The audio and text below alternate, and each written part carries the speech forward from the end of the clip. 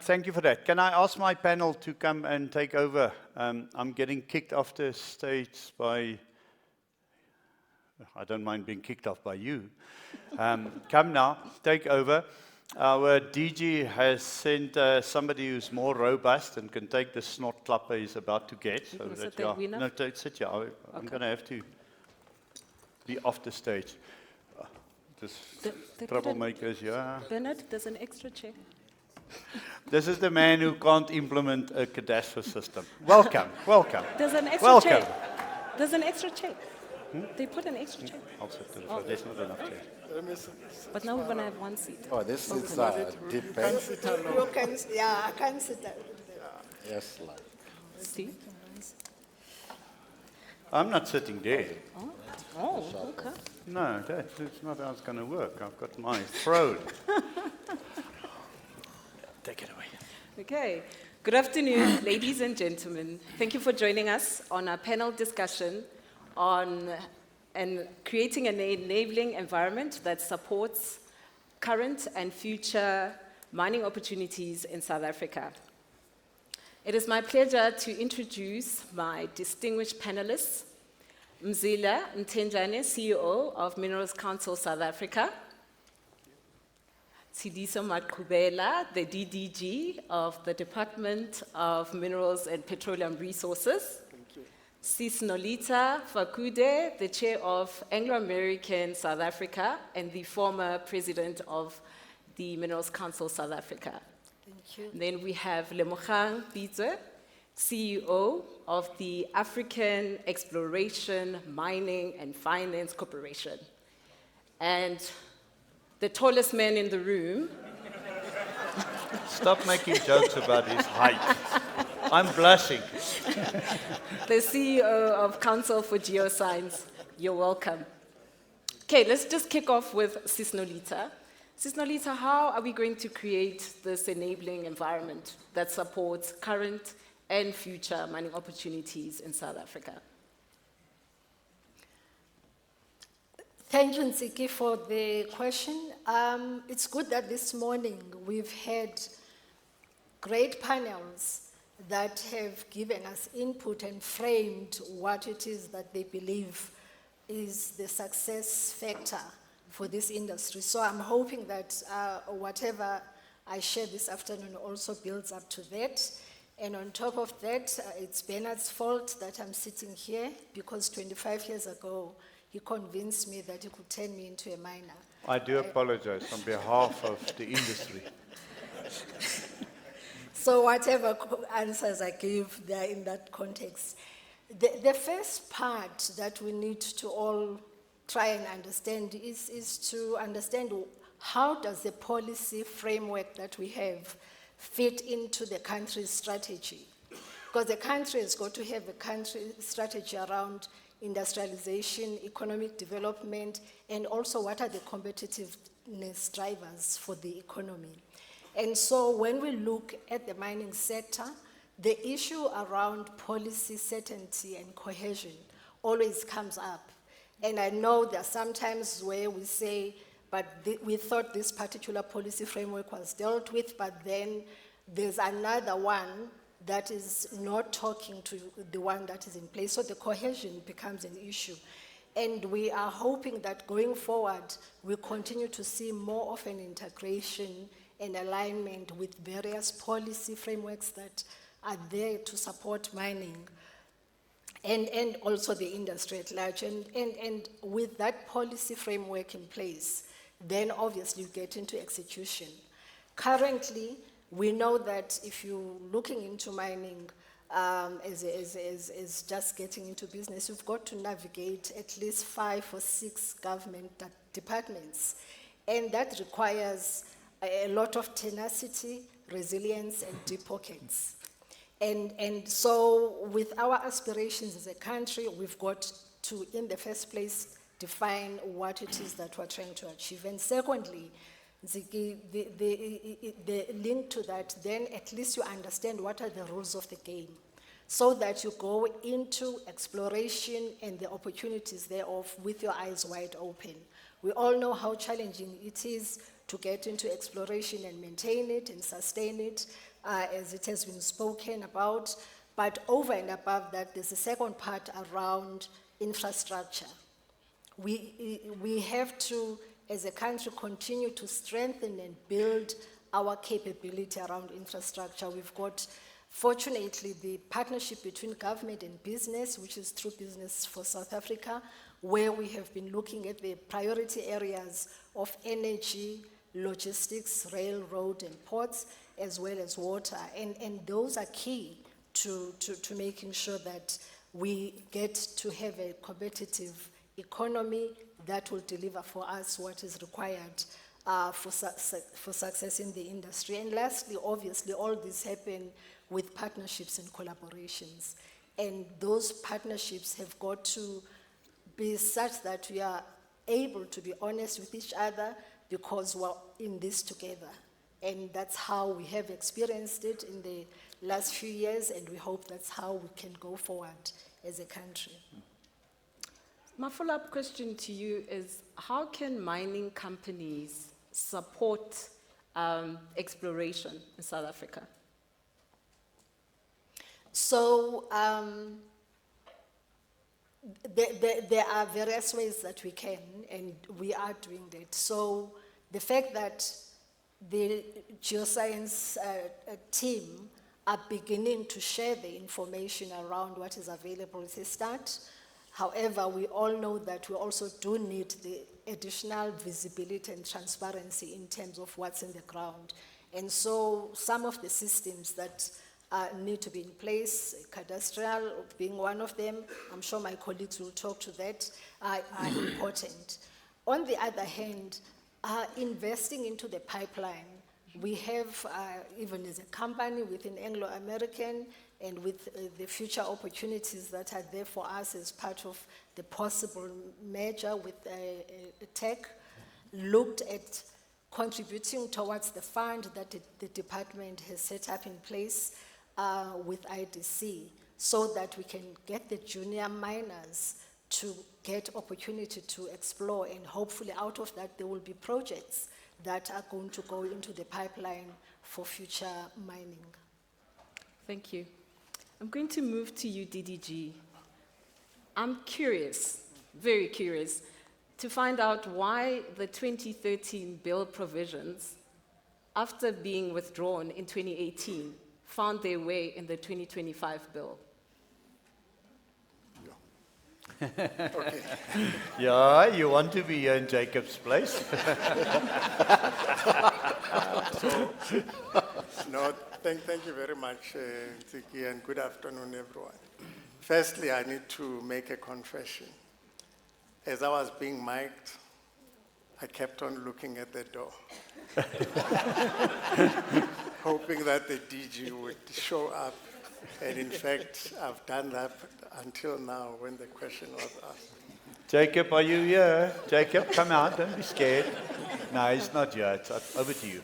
So I think it would not be easy for me to answer that question, because what has happened is that we've put out something as a department for public comment, and as you know, initially when when the bill was draft bill was published, then there were concerns from industry, and as a government that listens, it was quick. Mzila's laughing here next to you. I'm just pointing out that he's laughing when you say a government that listens. No, I'll explain that.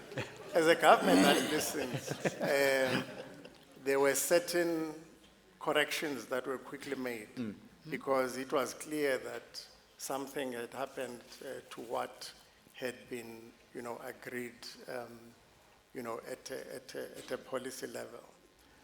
That's the first thing. Secondly, when industry, as I think Paul Dunn this morning indicated, there have been engagements with the minister, and I happen to be part of those engagements.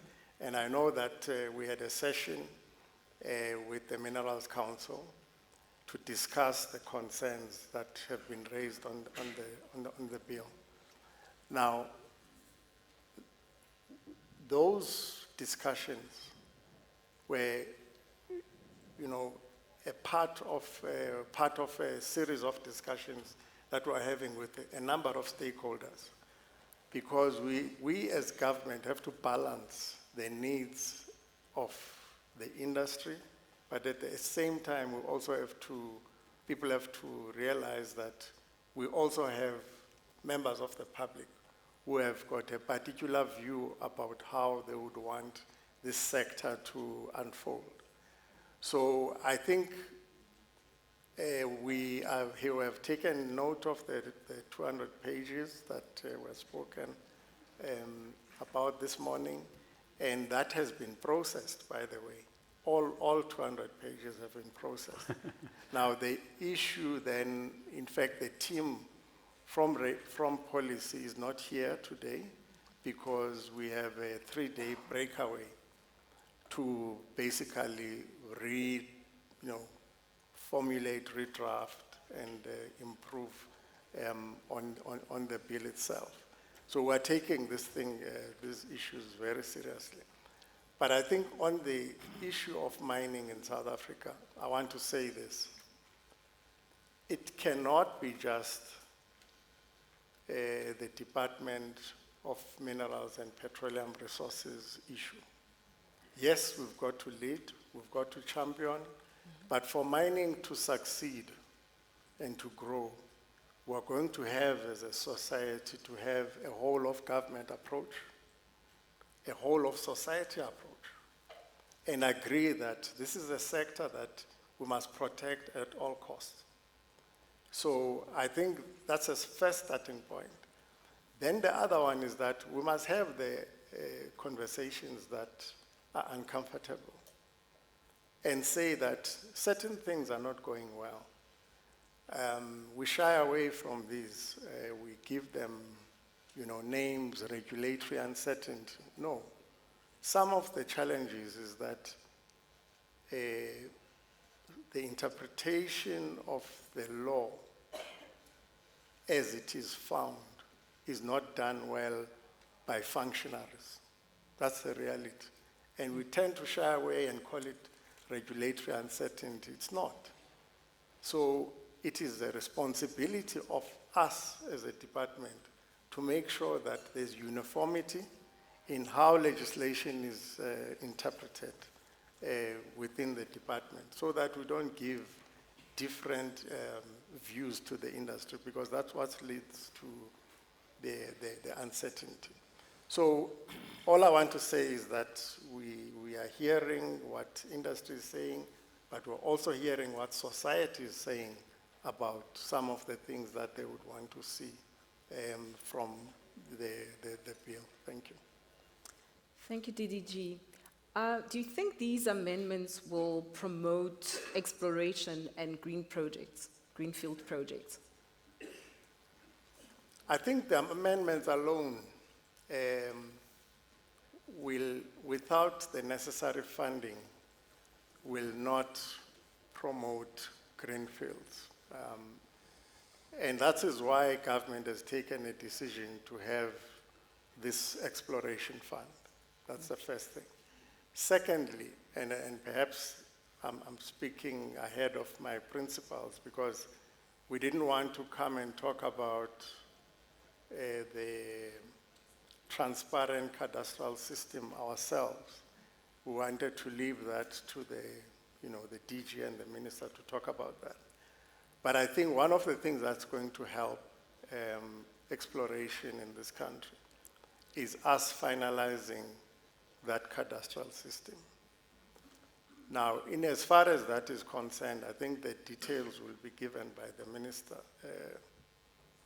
tomorrow.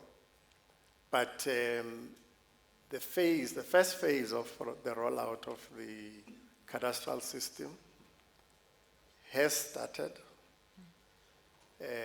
And those who have rights in the Western Cape, who have permits, and those who have applications would have experienced that from the 1st of October, because we reached out to them and we asked them to register in the new system. So that process is unfolding. As I speak to you today, we've got 37 right holders that have registered in the new system. Because how we want to go about it is that we have to make sure that we don't tamper with the security of tenure. So we give those that are in our system the first right to, interact with the system, check information, and appoint consultants that are going to then do things on their behalf. Because we don't want later on that a right holder says, but who gave you permission to accept this consultant and so on. But I think it's work in progress. We're being methodical about it. It's taking longer than you would want, but I can tell you that those who've interacted with the system can attest.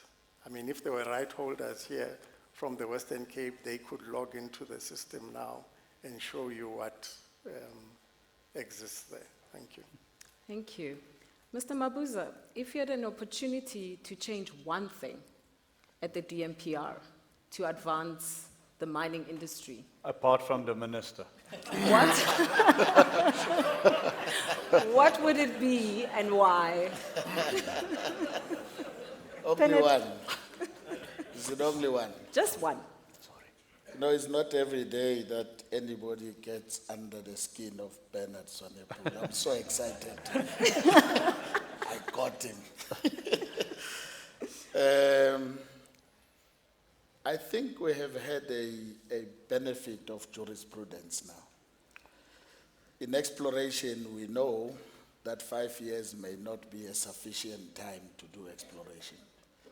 And in order not to burden the department with administration of renewals, there's one and subsets that I would change. The first one is, I think there is possibly too many rights that are sterilizing exploration. I will ask Minister to revoke all those that are not being used so that they can open up exploration to happen. I don't think there is any point whatsoever as a country to grant prospecting rights that are held and not in use. But I would consider extending the window of exploration coupled with very strong regulatory emphasis, so that when you do extend the time, you know that you are extending the time on rights that are used. I would rather have lesser prospecting rights that are active than have a quantitative number of prospecting rights, the bulk of which are sitting idle and sterilizing the country. Okay. Mr. Mzila, what legislation do you think we need as South Africa to be an attractive mining jurisdiction? It's not the first time we're addressing the question. And I think the earlier conversation today addressed many of the issues. And, first and foremost, there's legislation that is specific to the mining industry, and DDG has spoken about it. So we're going through a process now. And I can echo some of what DDG has said in terms of the manner in which we're engaging and exchanging with the DMPR. And perhaps, being my first time, it maybe is different to how it was done before. And I'll also go as far as saying that, personally, really investing in the process and putting myself and my reputation at risk, because the comment has been made that, the industry has had wool pulled over its eyes. We've seen how in the past the DMPR has made commitments and not fulfilled them. And there's an expectation that hence in our engagement we should be a lot more aggressive. but we've come to an agreement with the DMPR, and the minister has said this a couple of times, that he really does believe the industry can make a difference. And I think he's leaning into that as well in terms of the process he's allowed to play out to go through the amendments and everything that DDG has mentioned in terms of the engagements we had before that. And yes, at the Junior Indaba, we were very vociferous about the fact that the comments we had made before around exploration being unburdened with empowerment, and not to say that we don't want empowerment or transformation, but understanding that it's a very high risk initial activity where there's no revenue or economic outcome expected. We really need to allow the market to play openly and freely, and hence you said, you know, the DMPR is listening, so it heard us and it made the change. But I think beyond that, we also have to look at other legislation that is actually affecting mining. And we focus quite a lot on the DMPR, but Department of Water and Sanitation for water use licenses, DFFE for environmental, and obviously there's now NEMA, which is also under DMPR, and you can speak about that. So I think what DDG said in terms of whole of government, and these are three critical departments that do need to look at how they work better together and help in terms of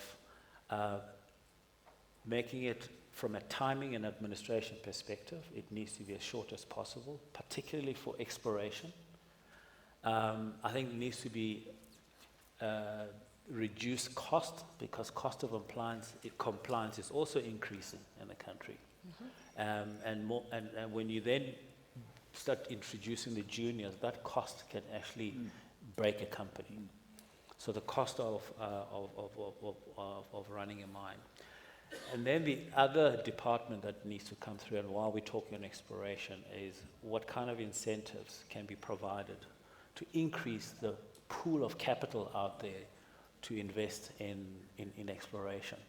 And we often speak of the Canadian model of the flow-through shares, and that's really encouraging retail shareholders as a result of a tax benefit that they get to actually invest in exploration. And yes, investing in the market is risky, investing in mining is even more risky, but you've got to give the investor, retail or not, the benefit of the doubt that they'll do the necessary work. They'll educate themselves about why they invest. I think investing in mining and growth should not be a mere compliance issue. The first question that you asked, Bernard, about, or the second one around whether it should be mandatory for beneficiary. You're making growth a compliance issue, which we won't achieve through compliance. It needs to be market driven. And so legislation that is competitive across all of those elements that I've mentioned, that is stable over the 30 to 50 year period over which you're investing in mining is important. Regulatory certainty has many aspects to it. It's about the way in which the law is written, that what I read is actually what I've understood I need to do. Regulatory certainty speaks of the fact that what I'm expected to deliver today will remain the same over the life of the mine, and that there won't be changes every 5 years or every 10 years or however. And whenever, and not to say that changes shouldn't happen. When changes do happen, what is the consultative process that happens so that I'm involved and I can plan accordingly for that? So there's many aspects to regulatory certainty that I think we just need to understand. So how can we deliver policy certainty then? I think first of all, when you write the law, when the law is written, spend the time making sure that you're clear in terms of what you expect. And then give it time to have the impact that you expect. And that time can be anywhere from at least 10, 15 years, but it can't be every year. And so to the extent that policy certainty is about how you're managing the changes in the law, how you're managing the law to adapt to changes in the context, it's not something that should be done frequently, because there's huge capital that is invested. There's an expectation of return. And where there's a return generated, there's reinvestment. And if that's what you're expecting, then ensure that you've got regulatory certainty. Okay, thank you. I'm going to move on to you, Lemogang. We've listened to other speakers talk about the South Africa's critical minerals and metals strategy. What would you say are the positives and shortcomings of the strategy? Thank you, Ntsiki. While I was sitting, I did a research on a software called Slido when people said, what strategy? I think it's a fair thing, but just to give you a story, I had a short left in the east, and I was in a mine in Mongolia where the battery life of this EV is 4,000 life cycles. And the guys there are saying to me, in the next 3 years, the battery life will be increased from 4,000 cycles to 10,000 cycles. What is the benefit of that? The benefit of that is that the longer the battery life, the better contribution to the environment. Bring it home. Since Nolitha talked about implementation, or the question that was asked and people said, what strategy? So I'm sitting here thinking, we are discussing critical minerals strategy. There are countries that are policy driven by saying in the next 3 years, the life of battery should be improved so that we contribute positively to the environment, and obviously the more you increase the battery life, those things happen. So all the challenges have been mentioned, but one that I really want to concentrate on is what we call policy in terms of intentionality of it. We've got a committee called, Bennett like calling those people from Presidential Climate Control Committee. Obviously, they advise the presidency on the climate control. There's another committee called PSEC, which is Presidential State-Owned Entity Council Committee, which obviously advise the president. So if this country, from my point of view, are very serious about critical minerals, we should be having a seat at the Presidential Critical Mineral Council Committee or something else. But we're not there. And because we're not there, we're making critical mineral strategy a DMPR thing, and it's not. We've got ports or infrastructure, we've got tariffs, we've got bilaterals. For me, again, that question of what strategy is not listing 20-something minerals and say, bingo. 21, to be exact. Sorry. Yeah. It's 21 means coal is included, thanks. But we don't have that intentionality as a country to say, and I was speaking at a G20 mining committee where the DMR said, unfortunately for DMRA, they can't talk about tax incentives, they can't talk about tariffs, they can't talk about port allocation. The last time I heard any port being extended was Devon from 9 meters to 60. Ever since, we've never done anything to any port. There's been a story about Buchubai, which is obviously, if it happens, it's going to be the deepest port. I think the story started in 1960-something, it's still going on and it's still going on. But it shows you that we think we're going to get into the critical mineral space and produce, and logistically speaking, infrastructure speaking, we're going to overload what we have. Currently, what we have is being overloaded. And we are thinking, we have 21 mineral critical strategy, great. The guys from trade and industry, and I'm saying this because where I was, 5 companies were involved in critical mineral or the development of that battery. The guys who are manufacturing the equipment don't even know what BYD is doing with the battery, and then the battery is locked to some AI, blah, blah, blah, which is run by Huawei. Now, in this country, we are so individualistic about running things. So why I'm talking about intentionality is that we shouldn't be sitting here and expect Anglo to do something, Impala to do something. It's not going to happen. The more we come together as expertise, people who know how to do battery best, let them do. People who can build the trucks, let them build them. People who can mine, must mine. But we as miners, we're thinking we're going to come up with a policy, and that will create a climate for somebody to come and invest. To Mzila's point, you don't want policy to change every year or every 5 years. But the question I'm asking today is, what if what is happening to chrome today happens to lithium in the next 3 years? Are we going to be sitting about lithium and say, lithium tax? No. We are sitting in a position where we don't plan ahead. We used to be talking about the Chinese. I can tell you today the Indians have captured the steel market. In the next 2-3 years, we'll be discussing the Indians and the steel industry.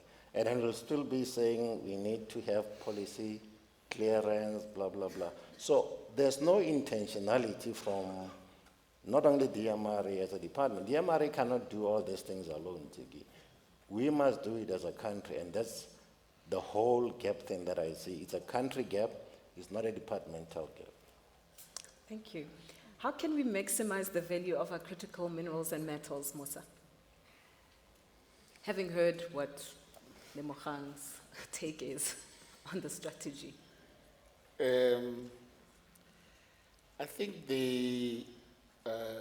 one of the best things we can do is to be deliberate on investing in exploration and search for these minerals. I never know which one comes first, and I think often we sit in these panels and have all manner of ideas, but I think we must start exploring.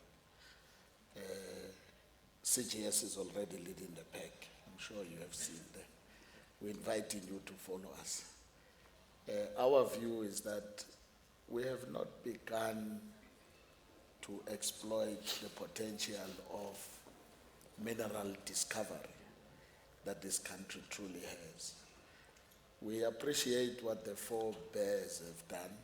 They have made discoveries using conventional exploration techniques and technologies. I think right now we are at the cusp of applying new technology in search for these critical minerals.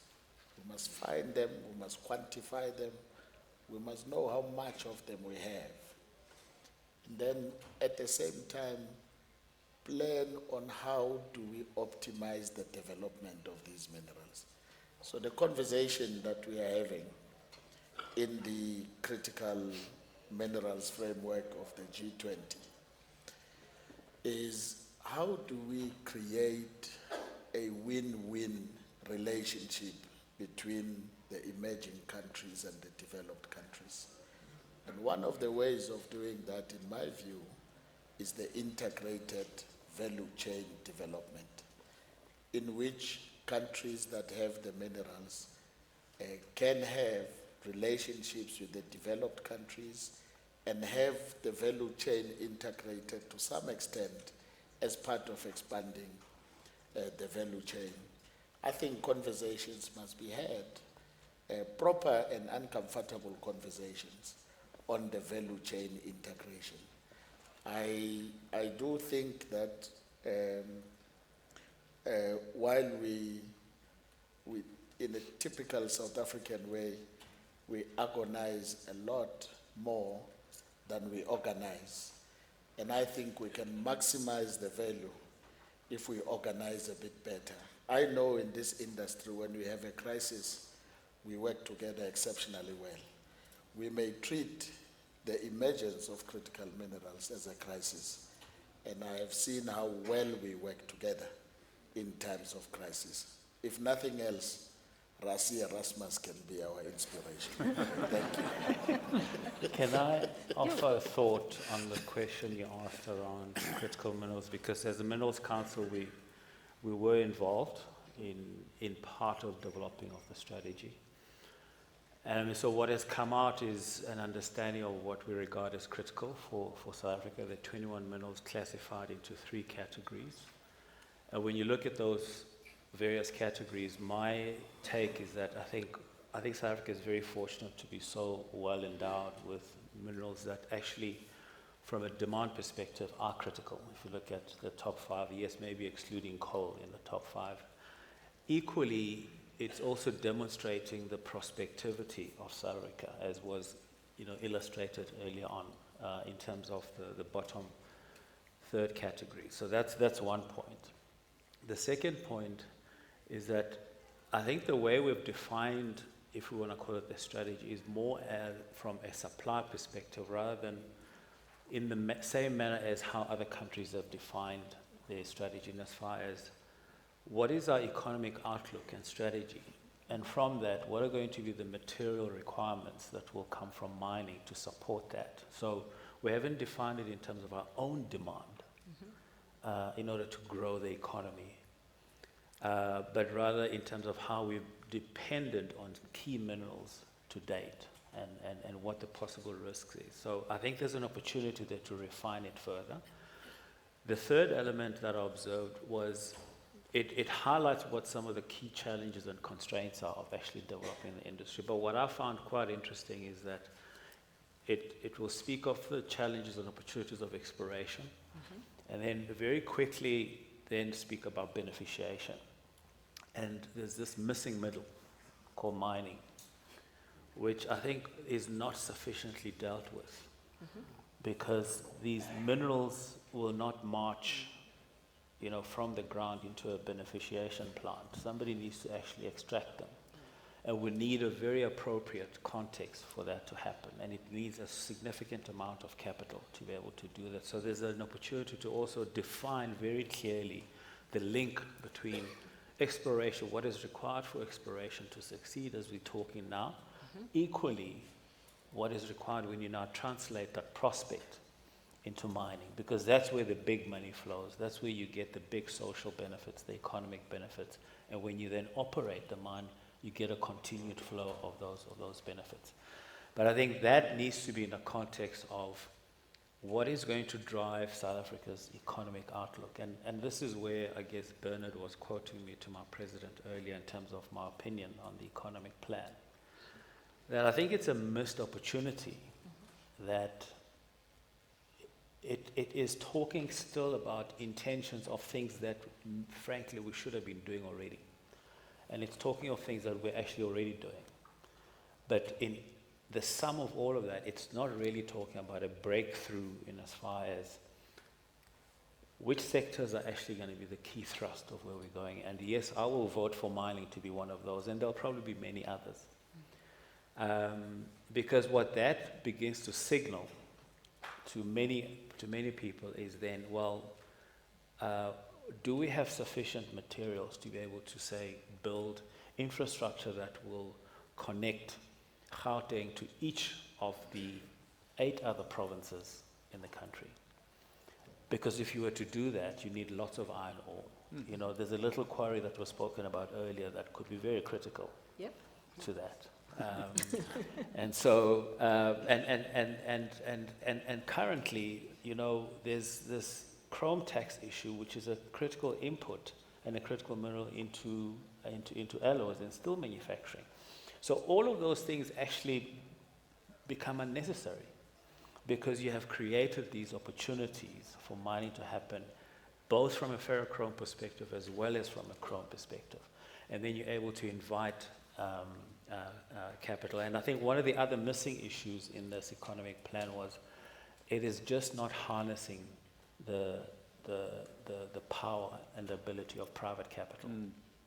It is very silent on that. And I think once again we're seeing a particular announcement where somebody's trying to be a hero to the nation on their own. And we're saying more and more often, and so frequently, that the challenges that we're faced with, we as private sector and mining alone cannot do it by ourselves, but neither can government do it on its own.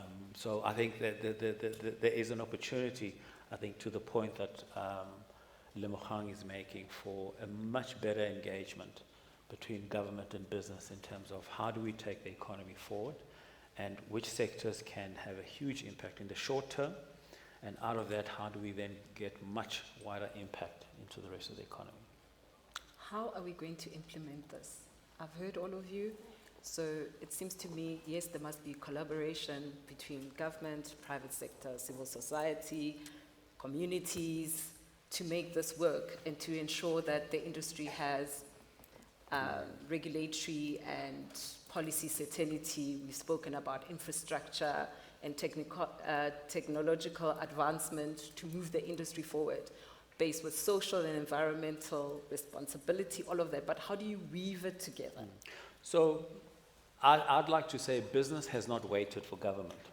If you look at the extent of participation and the drive that we had to create unfortunately at a time of crisis, the committees that we did for electricity, logistics, and crime and corruption, and now there's water and there's municipalities. So we're going to be talking to government about that and providing some capacity. So I think business has taken the first step. Okay. And where there's an opportunity, we need to be a little bit more aggressive. And I don't mean this in an antagonistic way, but in a way that actually government needs to move a lot quicker. And I think it needs to move in a way that shows commitment and drive and selflessness in terms of how it moves forward. So business is already a step or two ahead. Okay. And I think I would rephrase your question as, how do we drag government kicking and screaming? Government is here, hey? We've got government right here on stage, so DDG. I'm recording that for tomorrow. I'm going to say, Gwere, you know what Mzila says. No, I think my view is that we must understand that we have significant challenges, and there is no quick fix. There are a number of areas that are significantly challenged more than others in our society. And one of the things that we must agree on, all of us, is the issue of the capacity of the state being strengthened. I've in my younger days, You're still young. in my younger days, I was in a sector where we were deliberate about building capacity. And that capacity has sustained the nuclear sector in this country to a point where we actually export that capacity. So it has been done before. And I think this is what we need to do in all the sectors, and make sure that, within the departments, and I'm talking departments, not just DMPR, DFFE, you are not sitting at DFFE with activists who are there to make sure that, life becomes difficult for mining. So those are some of the things that we have to do, and make sure that a person who sits at water and sanitation understands that, that water use license is going to enable economic activity. It's not about, just a run-of-the-mill license. Equally, within ourselves as well, I think we have to have that culture change within the various, within the department to say, I can't sit on a mining permit.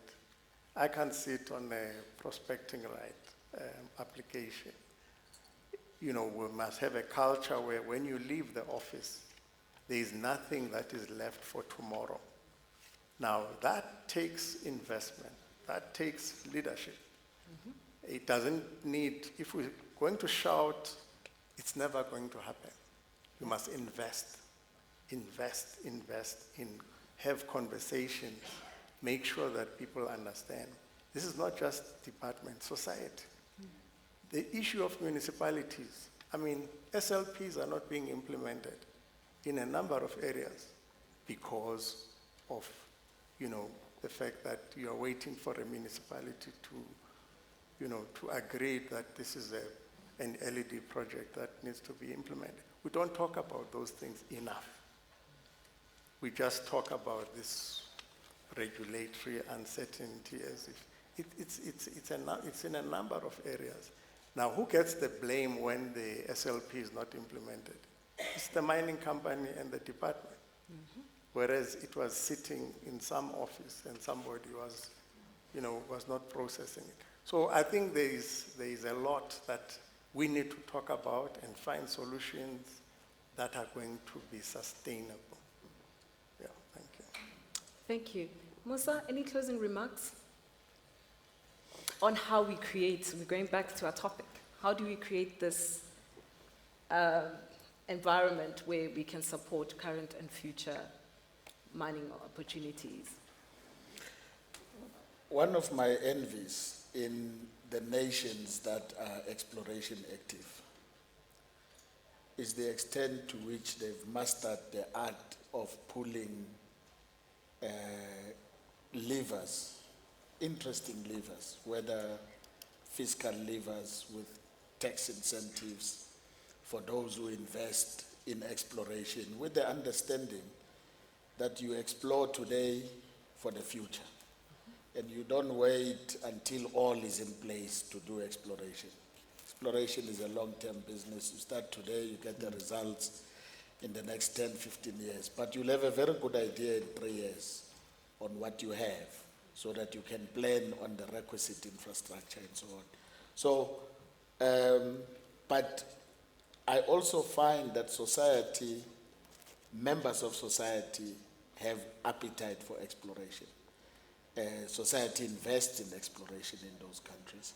I do wish that we could get, and I hope increasingly, we will be convincing members of society, starting with those who are already active in the mining industry. There's very little reinvestment in exploration in this country. And I think we are one of the few countries where those who are benefiting from the mining are not investing in their own future. It is an anomaly. And I think we need to have that discussion and look into it. I think that the financing institution can look at exploration as an opportunity. I'm hoping with this case study, we will demonstrate that with the right quality of superior geology like we have in the Council for Geoscience, you can mitigate the risks that are inherent in the exposure of your investments in exploration and significantly enhance the confidence of the returns in the exploration that you have. I hope that many will be drooling in envy when they see the success of the projects that we are already busy with, so that there can be far more investments in those prospective rights that are already in place. And hopefully, my earlier call was my personal call, but I know DDG heard it, and he will, after this afternoon, be revoking a few licenses that have not entered. Thank you I very can much. tell at Mosa is, amongst other things, also colorblind, because the color red has been flashing in his face for the last 5 minutes. I want to quickly come to a few questions, and sorry that we ran out of time, but this is such a lovely topic. My first question is to you. No. Yes. Yes. So all these pieces of legislation that we then afterwards criticize went through the hands of upstanding legal firms. Like which firms? They don't even come to us. Do you know No, the they bill don't was come to drafted by ENS. engineers? So, no. So, but seriously, aren't these laws that we afterwards find embarrassing written by the legal fraternity of Joburg? No. Not. DDG, who drafts the bill? It's actually quite a serious question. It's not an ENS question. It is, we have competent people participating in processes that afterwards we're embarrassed by. How's that possible? But DDG, are you really a bunch of rocket scientists, nuclear scientists, and miners sitting there drafting legislation? Surely not. So I think So we know it's not ENS. it's not ENS. Yeah, we know that. No, definitely not ENS. I think this is where, we have to talk about this thing. So, how do I put this now? It's a tricky question. And I was going to give you 30 seconds, so not to think, to answer. So I think the team that, when we draft in the department, we bring all the various disciplines and say, okay, what has been difficult for you, in the implementation? What is the sector saying? What has been causing difficulty? Perhaps you don't see it. There are people who sit in those drafting sessions and say, but this is not going to solve, this challenge that is faced by the sector. So those discussions do take place. But of course, we will get some things right. And, when we put a document out there, we're hoping society can give us feedback. And I think we have received the feedback. Then we're going to respond. It's only when we don't respond to that feedback, when, the revised draft comes out, then you can come back and say, well, perhaps these guys are a bunch of... I'm truly amazed and surprised. I honestly could not believe that some of the documents being put out went through lawyers. I'm not told it didn't. I think that's a simple fix. Have lawyers in the room when you draft legislation. Not these ones, better ones, good ones, anyone. You know what I mean? Sorry, I asked the question in total honest ignorance. I thought surely lawyers will know. I want to do a quick round. I mean, this is a poll. 1, 2, 3, 4, 5, 6 people are going to say yes or no, only. The DDG says there's no quick fix. Isn't that only true if you accept government's controlling role? Does the panel not believe government should just get out of the way? Yes or no? Yes or no? Yebo. Yebo. Yes. So government should get out of the way. In the way that the question is posed, yes. Yes. The qualifier for that. DDG, Qualifier. Never. Yes. on your way out. What's your answer? Never. Never. Government must always... The wisdom of And. Yes and no. So I'm using one word, and. Oh, I you love become a it. politician. Huh? Oh my God. Lemogang. No, The government shouldn't get out of the way. Says the CEO of the state mining Yeah. company. I'm so they surprised. should mean, be let's just- involved. They should be involved. Musa, we started with people who had opinions, then we went soft politically. Let's finish strong. Yes or no?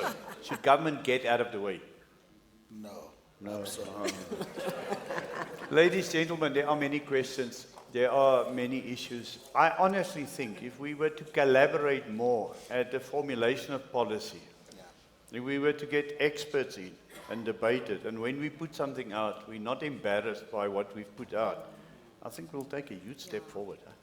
Yeah. I really think we'll take a huge step forward. Thank you, everybody, for your contribution. Thank you. you very much. Thank you.